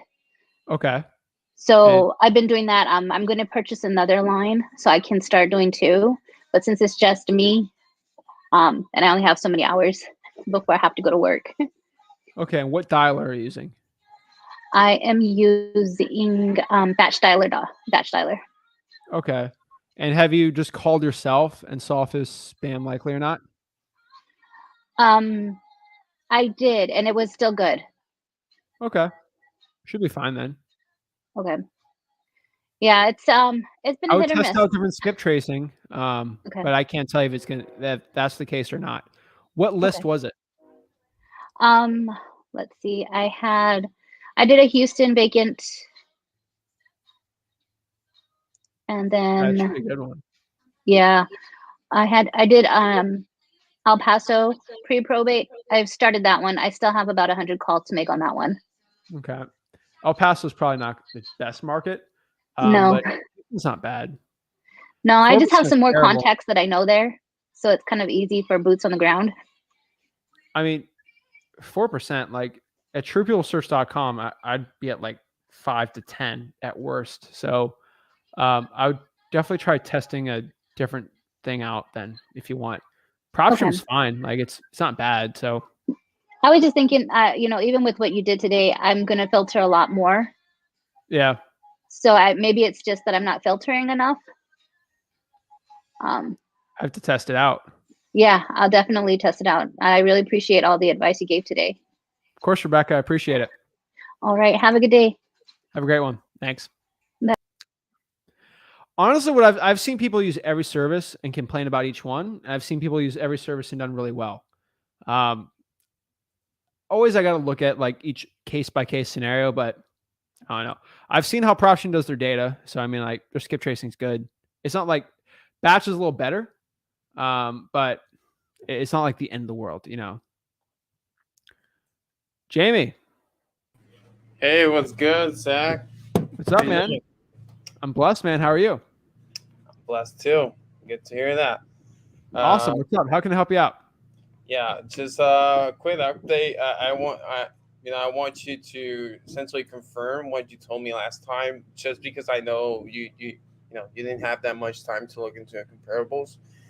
I did the walk around today, or the virtual viewing.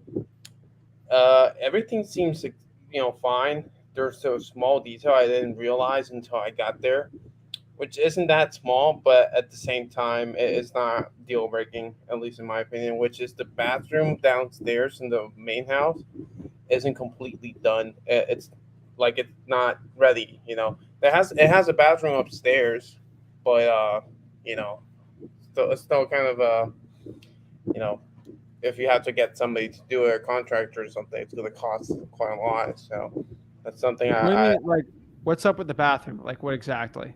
like. It doesn't have anything. It's just no toilet. No toilet, no bathtub, and you need to buy it and install it. Is this the FISBO in Florida you're telling me about? Yeah, the Mariana one. Yep, You need a 1.9 in front of that then. 1.9. It needs a 1.9 in front of it. Oh yeah, you kidding me? Yeah. 'Cause the rest of the things that I thought that needed to be fixed, they don't really need to be fixed. But yeah, I get where you're coming from. Yeah, that's why I Not was. where I get. I told you 210 last time, right? Mhm. You're gonna be at the 1.9 in front of it. So And back obviously to- they didn't show pictures of that, right? yeah, And they lied to you. yes, they didn't lie. They just made it seem sort of lie, white lie. Yeah. Have a 1.9. You need a 1.9 in front of that. Okay. All right. That stinks. Yeah, because I'm gonna talk to him today. House looks nice too, man. Yeah. That stinks. Essentially, they took pictures of because the rest of the house is in pristine condition, like new carpets, new everything. Essentially, the only thing is the bathroom and a few Yeah. cracks and some tiles in the apartment. That's it. Literally, the rest of the the whole house and the apartment are pretty decent condition. So yeah, I guess I'll have to get to 190 then. Yeah, you need to 1.9 in front of it, dude. I wouldn't dispo that with you at all without the 1.9. The bathroom's gonna be a problem. Mm-hmm. So Yeah. man. Even if it has another bathroom upstairs, it's just too much, or it's. I'm just asking you. you're being too optimistic, man. Yeah. See, between you and me, I don't care of how much you want to get sold for, or like what. I care about what's actually going to sell with a cash buyer. Yeah. Right. We can play around all day, but like, cash buyer is probably going to be closer 200 on that house, maybe 205 if you're lucky. So I want you to at least make 10K, hopefully, right? Okay. All right. Well, I'll definitely hit them with the curveball, and hopefully. Curveball. They have the curveball, dude. Yeah, I know. What are you kidding? Are you kidding me? They have the curveball. Yeah, they threw a curveball. I'm gonna throw one back, essentially. No, you just changed the price. I have no emotion when a house needs more work than I initially thought. I just reduce my price. Yeah. So if it needs 15K work, I reduce my price by 20K.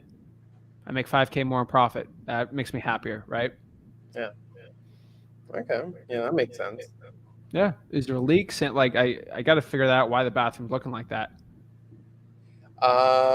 He was in the process of remodeling it. Upstairs one was almost. He never told you about that?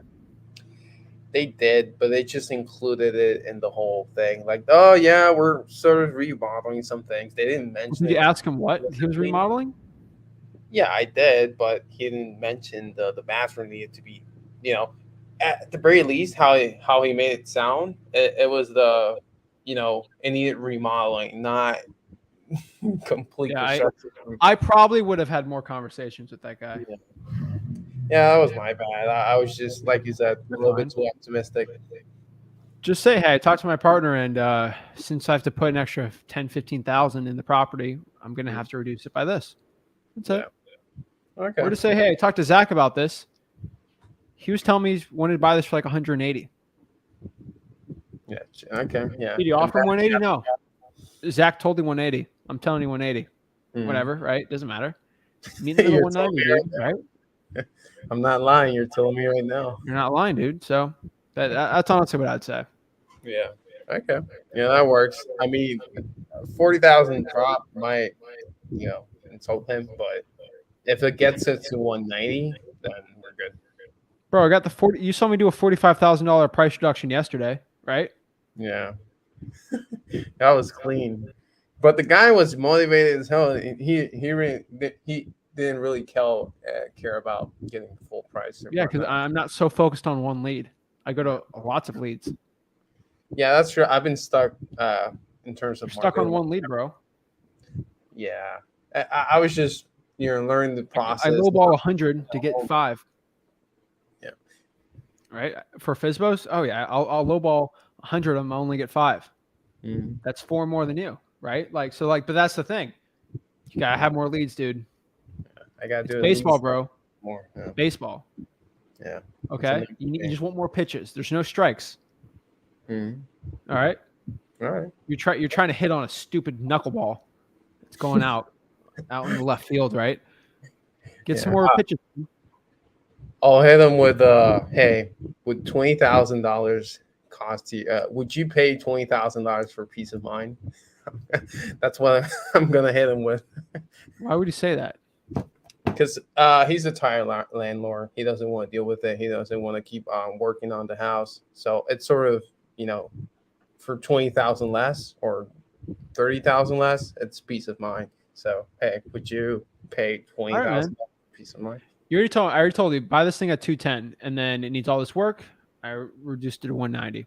Yeah, that's it. Okay. Or you can lock it up for 210, and then you're not going to sell the deal, and then you come back to me. It's locked up already. It's locked up already for 210. So we're just gonna renegotiate and whatnot. But yeah, you locked it up without wait. When did you lock it up? About a week ago. My inspection period ends in a week, so I'll just tell him, right now. What? Don't tell me I was. Isn't that what you do? Like literally, like right before you even see the house. I would have known all the issues on the property before I locked it up, though. I thought I did. The guy wasn't. Did you specifically ask him what does the house need? Yes. How's the roof? The roof is brand new. Or how's the bedrooms? They're all in excellent condition. Like I saw them all today. We did a walkthrough. Everything's in excellent condition. Like it's just the bathroom. Well, next question: how are the bathrooms? See, sure. I'm asking, and you're like, okay, I know this one, and then I asked bathroom, you're like, oh, I don't know about that. Pretty standard. Yeah. No, it's not. Okay, so he bundled them both into the same conversation, and he said, oh, they need some work, but he didn't say one of them needs to be built from the ground up. Jamie, let this be a lesson for you. Yeah, when a seller tells you the house needs some work, that's a pain point, and you need to open it up. What work? Right? Mm-hmm. You got to open that up. Yeah. It's like, have you ever talked to a friend and they said, I was doing this, and blah, blah, blah, blah, blah. And then cop pulled me over, or like I got arrested, and then you just keep talking like, whoa, what happened? Right? Mm. Like the person just like kind of grazes over it. Like, hey, yeah, last week I got arrested, and like, what do you want for dinner? Like, wait, whoa. Let's go back here. Wait. You got arrested? Like, that's when someone says you need some work. Wait. What kind of work? Because the seller's just going to gloss it over because they want you just not to hear it, right? Yeah, sure. That's it. Actually, the guy's a cop. And I just thought it's funny, man. But like, dude, it's a lesson you're learning, man. Yeah, for real. Yeah, that was pretty stupid for me. It's just the inexperience. Fine, but no big deal. You're taking action, but you gotta deal with more leads, man. If you just focus on one, your marketing's gonna suffer. Yeah, I mean, yeah, I've been doing that. It's horrible. It's just I was trying to like sort of get a better grip of what that part what you should do, so that when I start doing more marketing, I don't feel that stress of having to figure it out as I go with a bunch of more leads. So if I could figure it out with 5 leads and mess them up, or 5 good leads, then that way, it didn't hurt as much to fuck up, All right. Well, you know what you got to do. Yep, definitely. All right. This is big boy stuff. Like this ain't fake. So you know what you got to do, man. Yeah, I'll give you 1,000 calls in a week. I bet you $100. 1,000 calls for what? Yeah. It's just leads. Hopefully I can do. Come back and tell me what list you're going to do. All right. I'm going to use this video, the one, today's video for that. Yeah. All right, dude. All right. Good luck, man. Thanks.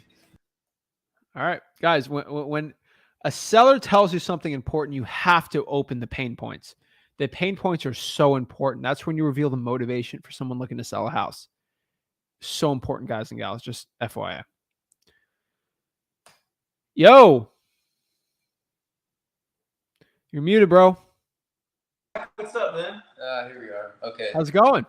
Pretty good. Pretty good. So, we were working. Actually, I was working a deal in Denton, and a little bit of follow up on that. I actually just called him 2 hours ago, 3 hours ago, something like that. I don't know. He wanted 130 for it. I ran my numbers.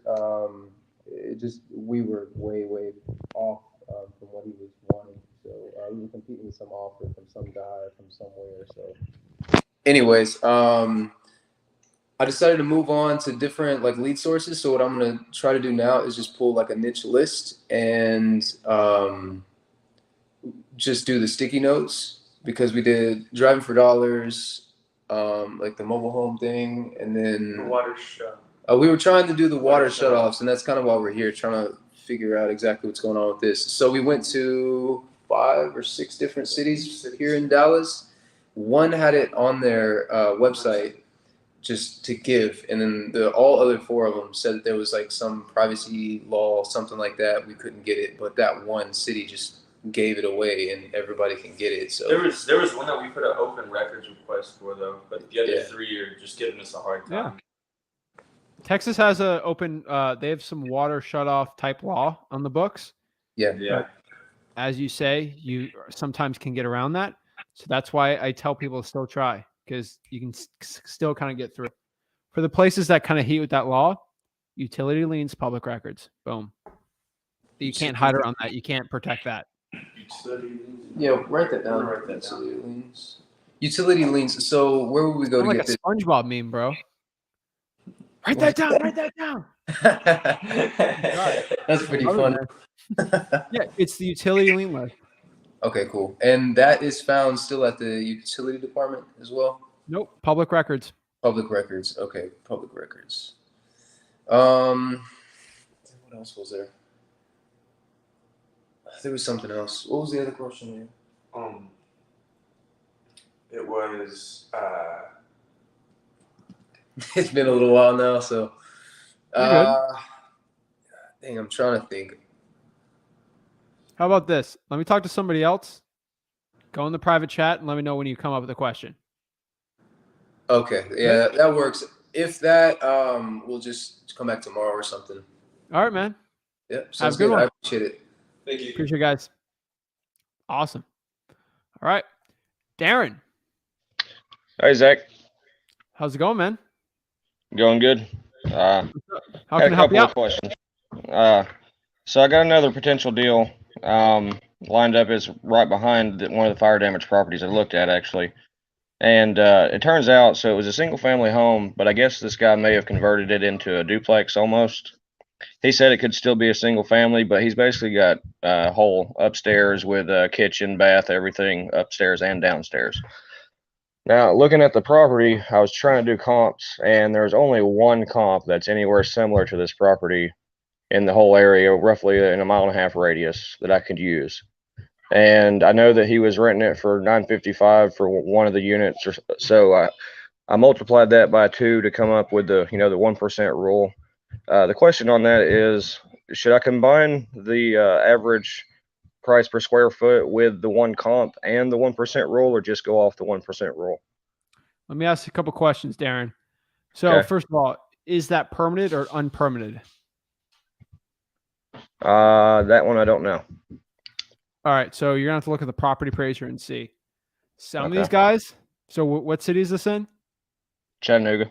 Chattanooga. So as you're born and raised in Chattanooga? No.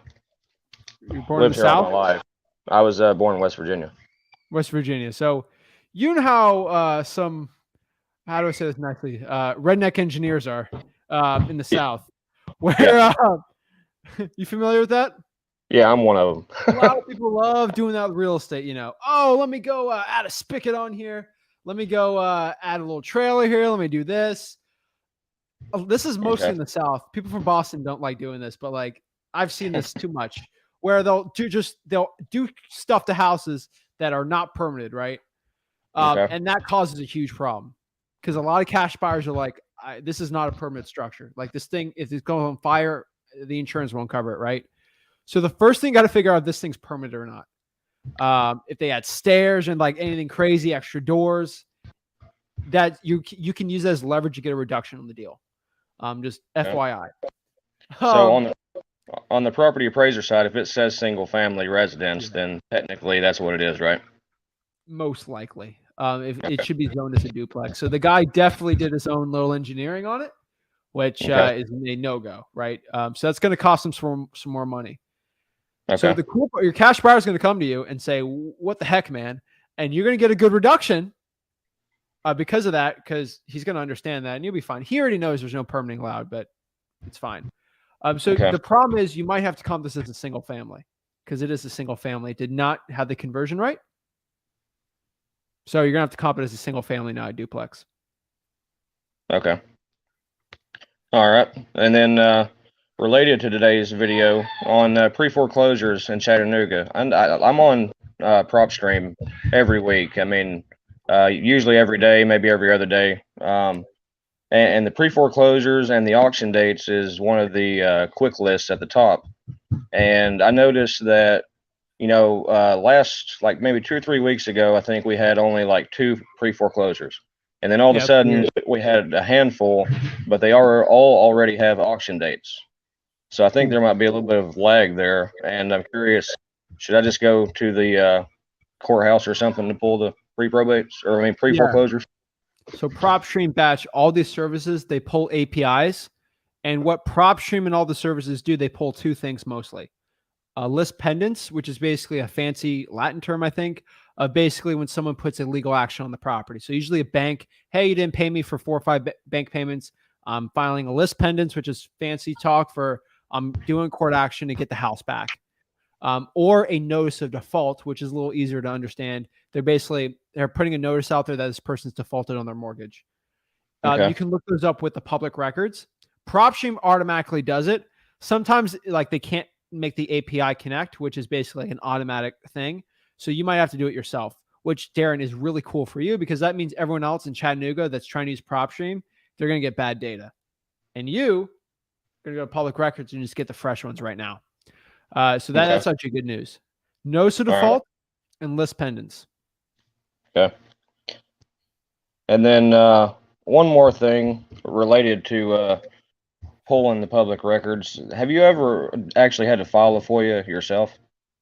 Have you ever gone through it? So do I need to get with a lawyer to do that, or is that something that I can just fill out myself and then send to the public or to the county attorney or whatever, the city attorney? Fill out yourself. Say don't or do? Nope. FOIA request. Submit it, email it, whatever. Okay. Because they won't let me get the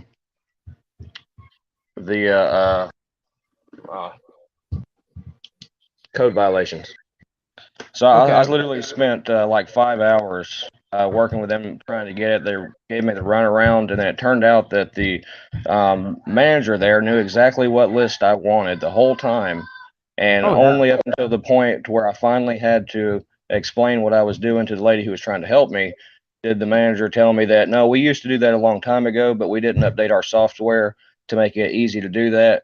And since it takes like 5 hours and ties up my computer, we're not doing it anymore. Okay. Was that the head code enforcement? Yeah. So you are probably going to have to go to a city attorney and ask. That sounds scary. It's free. You're a taxpaying citizen. You have the right to that. Okay. That's pretty much it's kind of funny. But it's just basically the government being lazy, which is what they're best at. Yeah. They're best at doing that. He just doesn't want to do any extra work, which is fine. So you're going to have to just make them work. So talk to someone who's a little more important, city attorney. Okay. So go to the attorney first, and then if that doesn't work out, do it for you. Yeah, usually public records has an attorney. There's an attorney there at the courthouse that people are going to talk to about records and stuff. Have a conversation. Okay. You're a legal taxpaying citizen and you want this public information, and I'm not being allowed it. What are my options? And if you got to make this very clear that they said they can do it, they just don't want to do the work for it. Okay. It's pretty easy. Sometimes that gets around it, or you just got to do a FOIA, which is fine. Okay. And then I guess one more quick question back on the deal that I may have, or in the process of. So if I'm going to have to comp that as a single family, the only other houses around, like I say, I found one that has 5 beds. It's one less bathroom, but if I drop that down to 4 beds, I can get comps that are similar, but obviously it's 4 beds where this one has 5. Do I need to just estimate with the square feet? What's Okay. what's roughly the square footage on it? It's 2407, I think. No, 2470. Woo, it's a lot of square feet. Yeah. Yeah, it's a 2-story house. Are they separated really well? I haven't got inside yet. I'm trying to set Yeah. up to go meet and see. It might be a mess, but man. I think yeah. it'd be a mess, dude. I've had people do that little redneck engineering where it's a 1,500 square foot house with 10 bedrooms, and the guy just Oh my put God. walls up. That's a lot. It's a mess, dude. So that's why I asked him his square feet. 2,400. That's actually really reasonable. You just gotta look at it because sometimes it's like the first level's 3 bedrooms and the above is 2, but it's separated really well with a wall. You just gotta be careful, man. When they're doing upstairs, downstairs with unpermitted stuff, it can get hairy. So as a cash buyer myself, I'd be freaked out. Okay. All right, I'll look into that then and It's see. worth going in person though, man. It's what? It's worth going in person and definitely at the right price. Cash buyers willing to deal with that risk. Okay. Cool. All right, that's it. I appreciate it, Zach. All right. Appreciate it, Darren. Come back for any help. Thank you. Thanks, man. All right. Hello. Aurora, quiet. Hello. Can you hear me? I hear you loud and clear. How's it going? Okay. Hi, it's good. How are you? Good. Whatever happened to that house across the street? Did you get any traction with that one? No. So there was a house that was like 180 and it seemed like a really good price. And I tried to follow up with them, but the realtor became in the way. And then I guess it was possibly wholesaled already like 4 times because you can actually go into the Facebook groups and see the people who actually had it under contract before. So at that point, I was like, this isn't worth it. It's way too far out of the way. And I just let it go. I was just like, it's not worth it and moved on. However, I do have another deal that I cold called a liens list. And they were like, yeah, you're actually like the 6th person who's called me, but you're the only person who's followed up. And so I was like, well, hey, I think I could help you out. So I actually talked to them a little bit, learned it's kind of a hate house. So he inherited it, but it was in such distress that he actually he doesn't want to deal with it anymore. It's been like 3 years. He wants nothing to do with it. However, it's low equity and the comps are kind of all over the place. Like when you go into the houses that were sold. Yeah. So I'm kind of having trouble, I guess, getting a good number for everyone to be happy. What are the ARVs on these houses? ARV is ranging from 515 to 336. Yeah. Is this Washington State? Correct. Okay. I remember. All right, cool. So I would say cash flow comps are going to be hard on there. So are there any comps on these type of houses? The nearest houses that I have for comps is sitting at about 450 on like Zillow, 490 on Redfin, and about 350 on Propstream. Okay, so what's the specific question on this? What's a good way to follow up with this person? Because I went to it, but then I kind of froze actually getting them to sign a contract because I didn't know what a great number would be to offer. That makes sense. So this is easy. This is really simple. You just got to get the lowest price. So okay. Really, it really comes back to simply what you told Aurora to be quiet, right? No, it's because she was playing with the cat. I apologize. Yeah. They were just running all around. Aurora, and she told me she was looking to get the house with me for $300,000. Mm-hmm. Lowball them. 300. You know that's a no. Oh, I never do 300. Well, what works for you? Oh, 450. Well, I mean, can we meet in the middle? 380, 390? Mm-hmm. Handshake deal, boom. Like, simple as that, right? I just lowball them like crazy. Sometimes you got to lowball, like, right? If you're having trouble with the comps, lowballing is going to be the best thing to do. And you got to do it the right way that we teach at freewholesaling.com. But you can lowball in a way where the seller never gets offended. And that's probably what you're going to have to do. Or you do the volley technique. So many of them out there. Okay, and then just like follow up, maybe call them like once a week or something. Just kind of be like, No, get an appointment, lowball them, mm-hmm, and get a contract. just sign it and then, Speed, you know. speed. You know. All right, I just find myself freezing up when it actually comes to like prices because like I can build great rapport. They're like, cool, they want to sell the house, and then I'm like, okay, what do you want for it? And then they come back with you, and then you try to, and then it's just like I don't know. Anyways, I'm not gonna sit here and complain, You're but acting too yeah. smart. That's your problem. You gotta act dumb in a nice way. Like you're trying to be very analytical, get it perfectly right. You're trying to do like the really smart thing to do. Just gotta go for it. Just do it.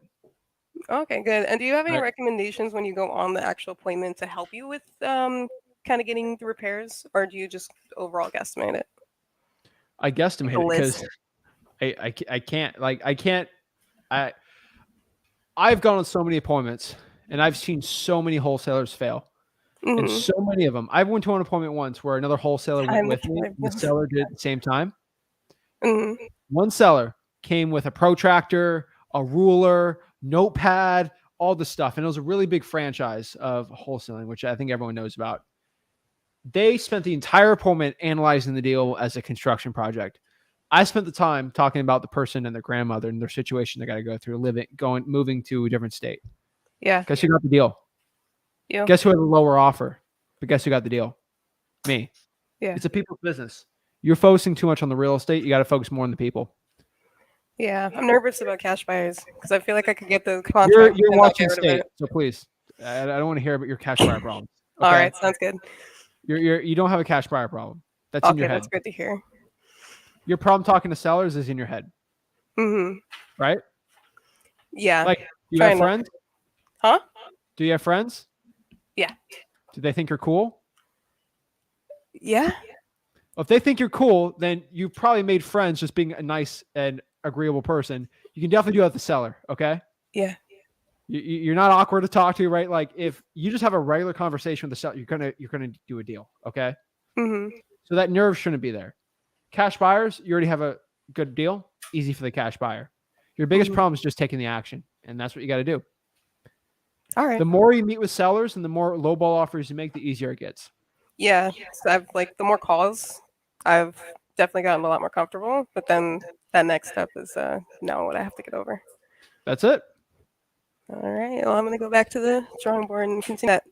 That's All right. all questions for today. We'll Thank talk you. Some houses. All right. Have a great one. Bye. Bye. All right. Yo, Yo, Hasham, what's up? not much. So, my brother found this lead yesterday, and he talked to the seller, and the seller wanted it was listed for sale by owner for $330, and the seller, he said he wanted $275 for that deal, and we'd seen that there's other properties sold around over 400, and I just wanted to check and see if I could use those properties for comps or whatever, if I could use it as comps. You can for an A or B, right? Yeah. Are you following the comp rules at freewholesaling.com? Nah, I didn't see it, honestly. Well, then do it. Right? Okay. There's rules to comping. They're all at freewholesaling.com. Just watch it, right? Okay. In Okay, I got you. certain square feet, same subdivision. Like I have all the rules on there. You got to Okay. follow it. Okay, I got you. And there's another lead that I found in Florida, but I don't Okay. live in that area. I just want to see if I could show it to your team to work on that property. I don't have it under contract. It's a big deal. It's like a 16-unit building. So Yeah, let's see submit it. Yeah, so I'll just submit it to your website. It's a right? big multifamily, then we'll lock it up. We'll give you a good Oh. percentage because if it's a big deal, that's fine. Yeah. All right. If it's So a big enough deal, I'll close it for you. All right. The All right, assignment's that's- over 100. I'll definitely close it for you. all right, that sounds good. So I'll just send you that. I don't have it under contract. I'll just send you the address, okay? And the Send it, info I man. have. If they want to sell and they're motivated enough, then yes. If you send me just a seller that doesn't want to sell, then no. But if they want to sell, then sure. Okay, and it's in to send you the deals. Is it on free wholesaling also, or Do you see the link below you? the link below me? Below me. Yeah, Scroll. I see it. Yeah, I see it. Use that one. Okay. www.flipwithrick.com/JV with me. What city? The deal is in. Just give me 1 second. Yeah, just let me know where. Is in. Just 1 second. Heck, I might be a cash buyer for it. Coral Springs, Florida. Oh, Yeah. I'm doing that right it's- now. Yeah, it's okay. I I'll might buy send that you- all cash just for myself. I'll leave Rick out of the deal. Just kidding. We're partners on it. But we could just buy it all cash. We got money sitting. For real? I mean, Send it over. it sounds like a good deal. Okay, I'll send it over right now. Dude, if it's a good enough deal, I'll give you a 50, 100K assignment fee. I don't care. All right. I mean, that sounds like a good first deal. Send it over, man, right now. I'll send it over. Okay, thank you. Bye-bye. Hisham. Yeah, I'm here. Yeah, I hear you. Email me that deal also. Wait, what's that? Email me the deal because I don't see the JV deals. Yeah. Email it to me and I'll send it over to my Dispo team to let them know to contact me on it. Okay, and what's your email? Support@flipwithrick.com. Support@flipwithrick.com. Okay, support@flipwithrick.com. Okay, I got it. Oh yeah. Okay. Okay, I'll email to you right now, okay? All right, bro. All right, thank you so much. Thank you. Have a good one, man. You too. Ezekiel. Hey, what's up? How you guys doing? What's up, man? How are you? I'm good. So basically, yesterday me and my partner was watching your cold calling, inspired us. Today, I went out there on the for sale by owners list and cold called out in Springfield, Massachusetts. I think I found a pretty good deal. The guy posted it for $230. I just went ahead and asked him, after talking about trying to get more personable with him, I kind of just asked him what, no kidding around here. I got all cash, pay closing costs. What's the least you'd take? He said he has an offer for 182. And I said, so if me and my partner were actually talking before we gave you a call, and we were thinking somewhere around 185. And he said, if that's the case, then it's yours.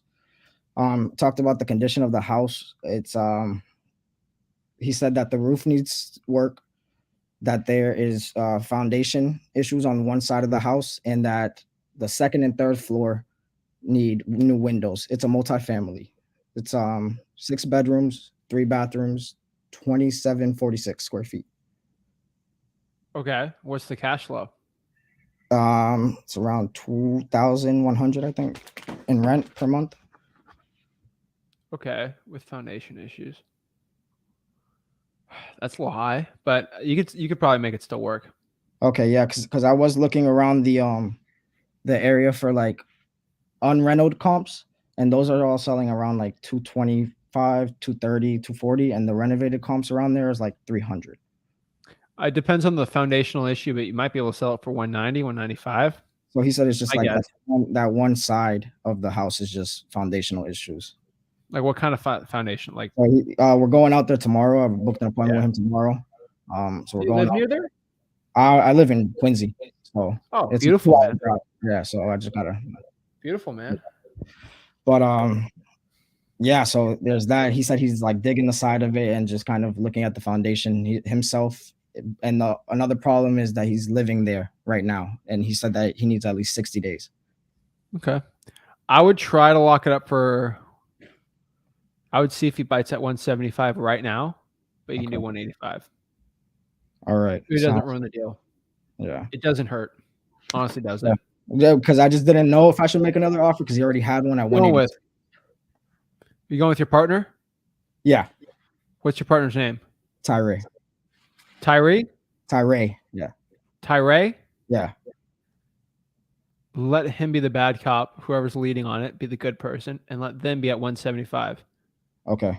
And then you're at 185, worst case scenario. Perfect. Sounds good. Because I think I should be able to push it at least. I mean, definitely at like 205 at the very least. Sell it for 205? Yeah. No? Pushing it. I mean, if it's not selling for 230, Yeah. it's definitely won't sell for 230. So 205 might be. Bro, just lock it up. All right.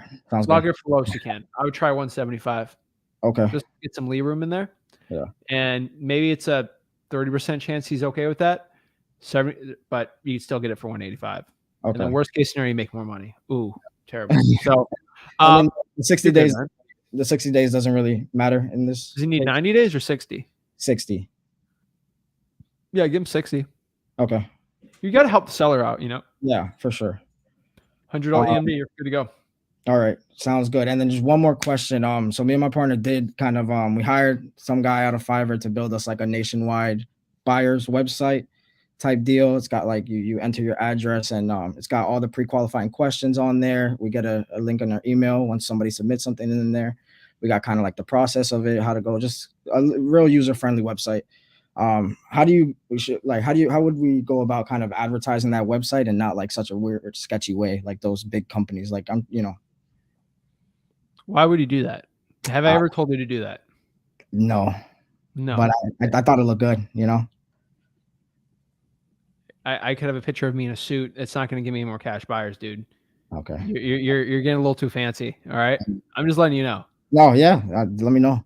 A simple podio and a relationship over the phone is going to be better than anything else. Okay. Word. So like drop the website or just, huh? So like drop the website. Do whatever you want. Are you hosting it and everything? Like it's going to cost some money to host that. No, it's hosted. It's up and running. I mean, keep it up if you want. I mean, you already paid the guy, right? Yeah, it's done. It's not going to hurt. I just use Podio. I keep it simple, right? Okay. But if you think that a cash buyer is just going to see your website and just pop everything in, it doesn't work like that. Well, not a cash buyer, the seller. For sellers? Yeah, for sellers. Even worse. Oh my. Even worse, bro. Even worse. Right. You think a seller's going to pop up in there and be like, "Oh, okay, put all my info in. We sign a contract right here," dude. I've tried it. Okay. Yeah. I mean, unless you're doing PPC or SEO, it's not worth it. Okay. I have one just because I get so many people searching us with the amount of marketing we do. Yeah. It's fine, but it all gets funneled into calling us. Okay. Word. Save that. So I'll go out there tomorrow. We'll do that with my partner. Thank you. I mean, do you have Propstream?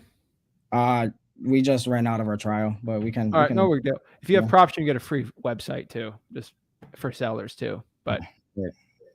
No, just letting you know. We're definitely gonna do that in the long term, like getting. Well, no, I'm just telling you. Yeah, trials. You're good, bro. I prefer just having a Facebook site.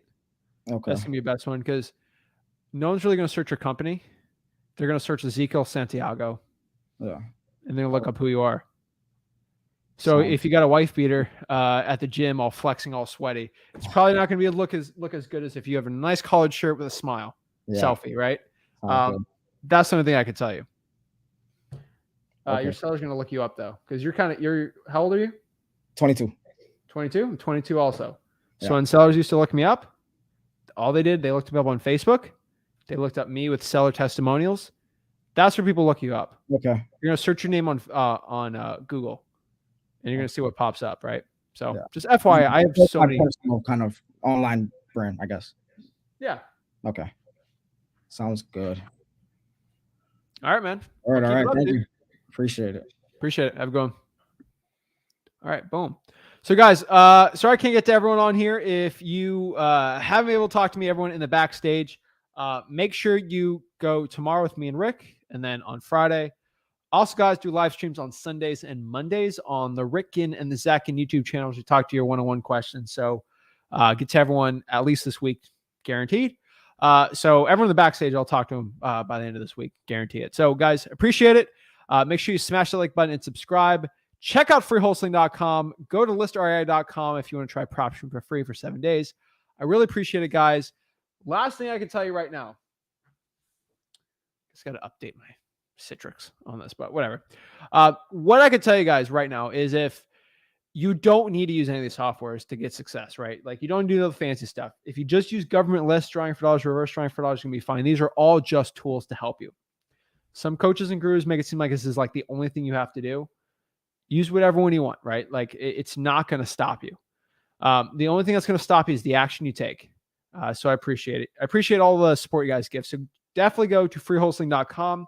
If you want to send me a deal, just go to www.flipwithrick.com/JV with me. If you want to check it out, it's all at freewholesaling.com. I really appreciate it. You want to talk to me on the one-on-one, you couldn't get in, just go to Wholesaling Houses for on Facebook. That is my Facebook group. That's how you hop on and do it. So guys, I appreciate it. Make sure you smash the like button and subscribe, and we'll see you.